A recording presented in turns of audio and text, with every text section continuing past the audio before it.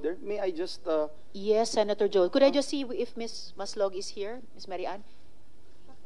Jessica Francisco is her name here. Okay, I will get to you in a minute. Senator Joel. Madam Chair, just to inform the body, I just got a message from the Commission on Election, the minutes of the referendum consultation of the COMELEC about or already been signed by the chairperson and the commissioners, Madam Chair. Let me just read the excerpts of this 12 pages, Madam Chair, na report po sa atin.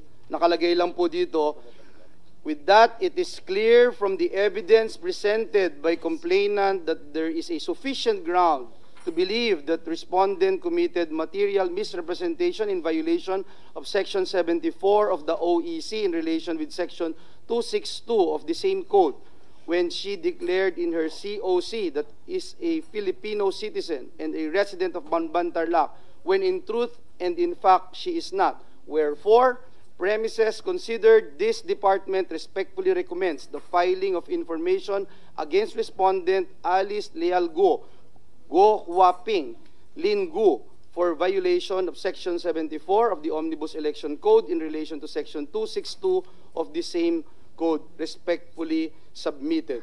The Commission resolved, as it hereby resolves, to adopt the recommendation of the Law Department to the filing of information against respondent Alice Lialgo Huaping before the proper regional trial court for violation of Section 74 in relation to Section 262 of the Omnibus Election Code.